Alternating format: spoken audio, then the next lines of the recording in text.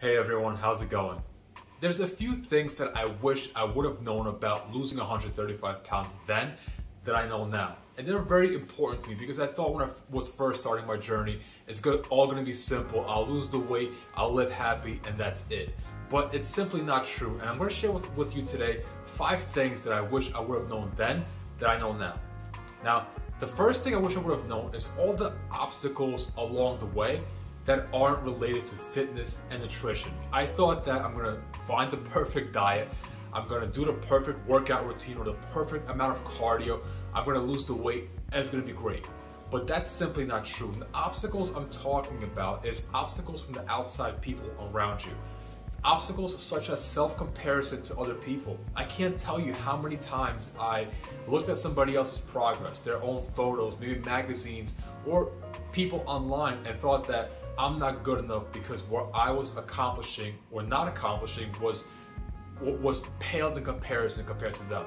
And that brought me down so much. You know, the self-comparison really does a number on your mentality and how you see yourself, because you may be losing 20, 30, 40 pounds. It's amazing, it's going great. But as soon as you see somebody else that you feel like is doing better than you start putting yourself down because you feel not good enough based on those people. So that's self-comparison. I did it all the time to the point where I thought that I shouldn't even be doing this because I have no business because somebody else is doing such a better job than me. So I felt like giving up a number of times, but I pulled myself together. I kept going forward, even though I didn't feel like it. But I knew that everybody's journey is different. Everybody's journey is their own.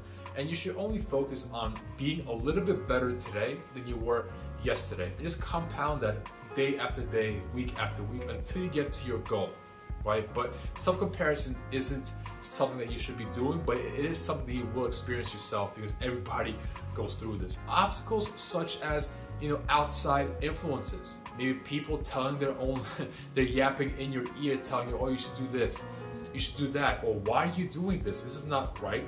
So then you start listening to them little by little, even though what you're doing is absolutely amazing. But people's influences, people's feedback, people's criticism, has an effect on you. And I personally experienced this. It's difficult not to think, am I doing this wrong? If somebody else is saying that I'm doing this wrong, or if I'm eating a certain way, it's making me feel great, and I'm seeing great results, but they say that I should be eating differently because I'll be getting even better results. But all these things start to seep into your head, and you start to do them little by little. But what that ultimately does is it unravels all the success you're doing and just gets you off the right track. But these are the struggles that I personally went through, and I wish I knew that going into this, just so I could look out for it and just know that it will happen. But this may happen to you because I know personally people that I coach, they go through the same thing themselves. But I tell them all the time, this will happen. This is part of the process. But how you handle these situations is going to be dependent on how successful you are. So knowing that this will happen is a good thing because you know what to expect and you know that it's all part of the journey. The second thing I wish I would have known before I lost 135 pounds is, how am I going to get there? Right? When I was first starting my weight loss journey, I thought that I'm going to reduce or exclude all my favorite foods, no more chips, no more cookies, no more ice cream, cakes, all that stuff. I'll get there by restrictions, by following the perfect diet, and I'll suck it up until I get there. And what ultimately ended up happening is I lost weight to about 100 pounds, maybe it was 90 pounds, by means of restriction, overdoing everything, and under eating severely. But I got there by the skin of my teeth, by not enjoying anything. So what happened when I got there was, like, what do I do now? I lost this weight, but how do I handle myself in a restaurant? How do I go out to a bar or a birthday party and behave myself as far as staying on track, but enjoy myself?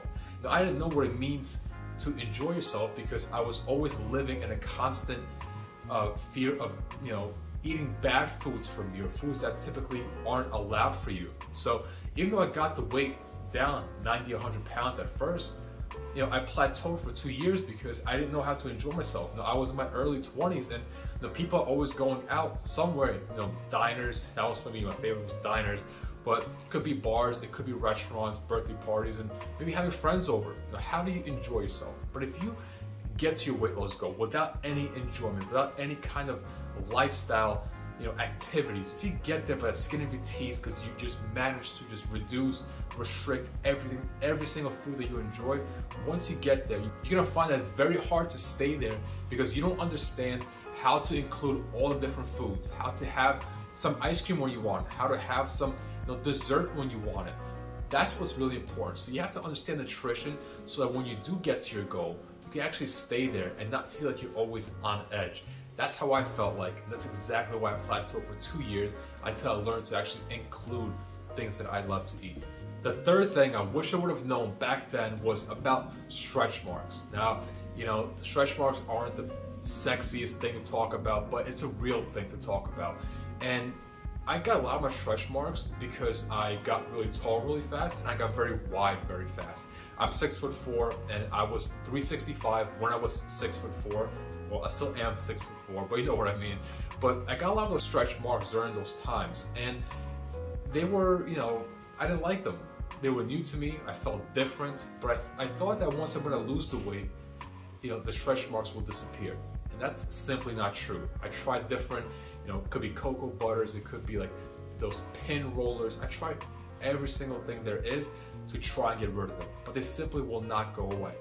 And they will not go away. But what they're gonna do is stretch marks will get a little bit less red over time, and they will become a lot lighter toned. So they will become a lot less pronounced to the point where you'll be able to actually barely see them, but they will always be there. And over the years, I had to come to terms with just that they're a part of my, my story. They're my tiger stripes, I like to call them. I have stretch marks everywhere. And I used to be very, very insecure about them. And I learned that you just gotta embrace it. They're not gonna go away. So it makes no sense just to keep, hiding them and just being self-conscious about them. Just know that it's a part of you and let it be. But stretch marks are definitely a big part of losing weight, gaining weight. A lot of people have them, myself included, and for the longest time I used to be very self-conscious about them, but it took me a long time to realize that it's a part of me, it's a part of my journey, and they're never going to go away, so I might as well embrace them and not let them control me. So what's the fourth thing I wish I would have known back then? And that is that it's going to take a damn long time to reach a goal. Now, some people may reach their goal in a very short time, but that wasn't the case for me. Now, when I first started losing weight, it was just me and Google. I was just trying to find different things to do, which food to not eat, which food to eat, what diet to do, what kind of training routine to do. And it took me a long time because I was doing it by trial and error. And I thought that maybe it'll take me 2 years to lose the weight. It didn't take me 2 years. It took me about 7 years to lose the weight. That's because I was doing things by myself. I had no idea what I should be doing. It was all by trial and error. So I want you to set realistic expectations for yourself, right? Because people oftentimes they say, oh, I have 50 pounds to lose. I'll try to lose it in 2 months. It's not realistic. I mean, what's the rush? The longer it takes, the more you learn how to keep it off. The more you learn what it took for you to actually lose the weight. But doing things in a very short period of time just usually means that you're gonna do more drastic things to get there. You're gonna eat a lot less. You're gonna do a lot more. You just restrict yourself a lot more just to reach that magical weight loss number that you think is going to make you feel happy.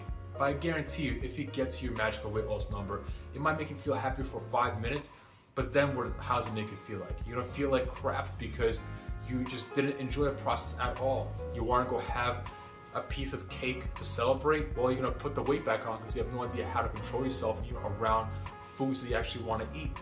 So you have to just take things slowly. Even a pound a week is over 50 pounds in a year. Most people don't have 50 pounds to lose, period. But people oftentimes underestimate the power of a pound of weight loss per week. A pound of weight loss is amazing. Even half a pound per week is amazing, because that done every single week is a lot more powerful than losing 5 pounds a week, because 5 pounds a week is not sustainable, it's not consistent, and you will just end up falling off track and feel like you're a failure, when in reality you're not a failure, you're just doing things way too much, way too quickly. So when you have a goal set for yourself, know that it should take you a long enough time. It should be done moderately, because consistency is absolutely everything. And how you stay consistent is just by doing things slowly, taking baby steps and getting to your goal, not leaping forward and then stumbling backwards. That's how you not reach your goal. So know that it will take you a decent enough time to get there.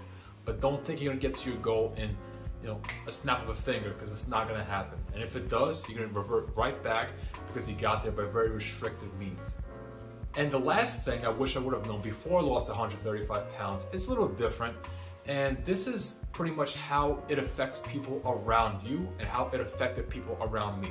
Because when people first try to lose weight, they do it for their own reasons for the most part, right?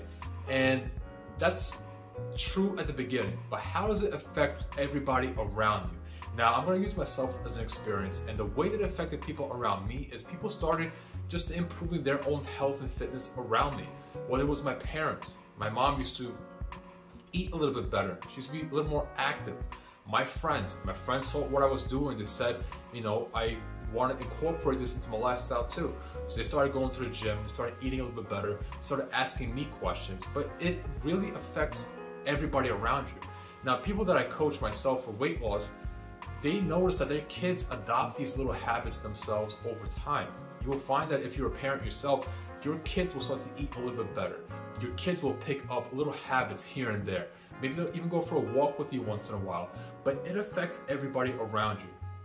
And oftentimes people think that losing weight, going on their own health and fitness journey is a selfish thing, but it's not. It benefits everybody around you little by little. It may not be initially, it may not be at first, but over time, the fact that you're doing the things properly, the fact that you're taking the time to get there, people are watching you. Your closest friends, your closest acquaintances and family members are watching you, and they're copying what you're doing in the best way. Even if it's a little bit, they're copying what you're doing and they're bettering their own life.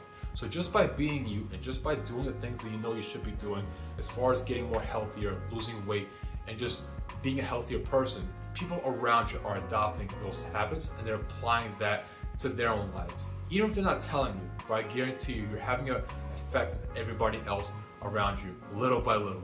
And if you got value from this video, make sure you subscribe, hit the thumbs up button, it helps me out a lot. And I would love to hear your feedback. Let me know down below in the comments what else you want to see more of on my channel. I would love to cover any kind of topics that you want to suggest to me, so let me know down below. And remember that consistency is absolutely everything. I'll see you next time.